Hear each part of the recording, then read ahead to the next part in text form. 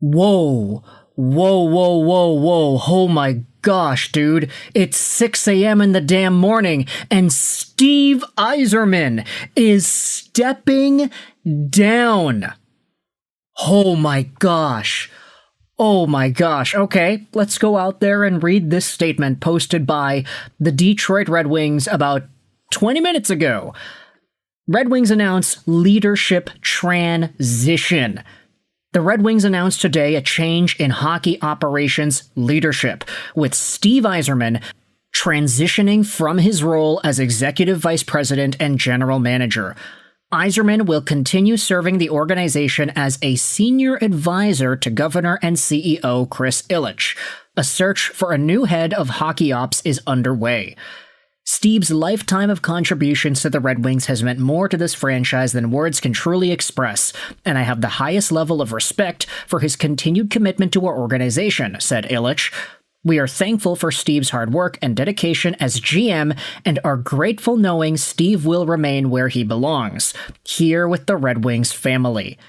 I am sincerely grateful to Chris and the entire Ilitch family, said Yzerman.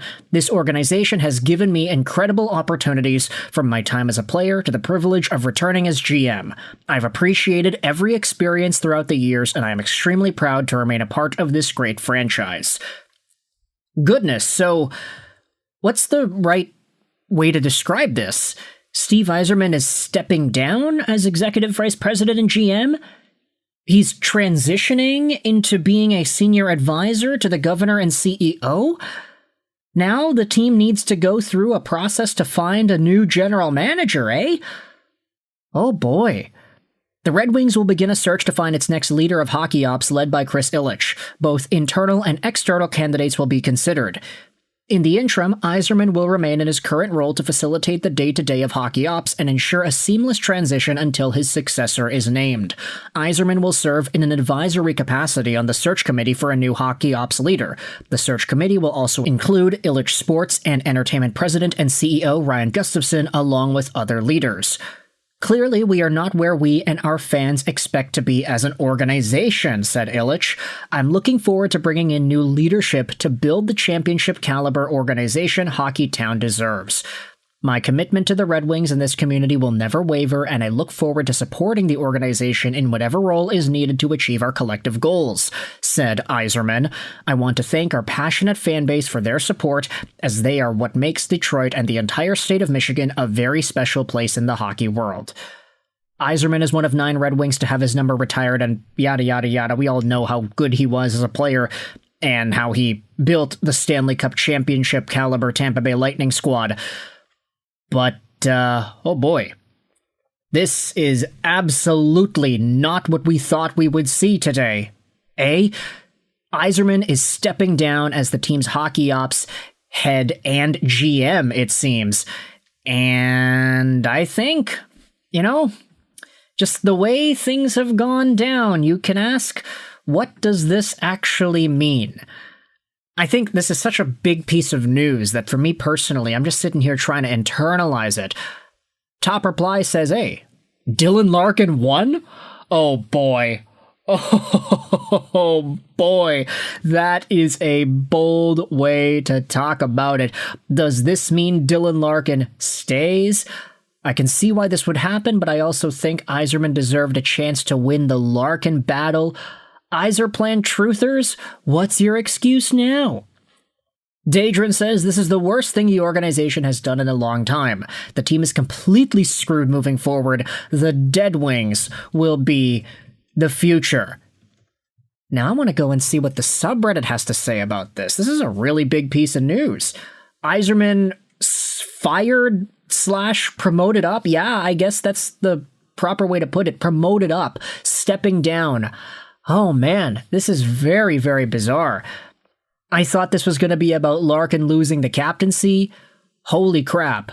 The Red Wings are announcing that Yzerman is transitioning, yada yada yada.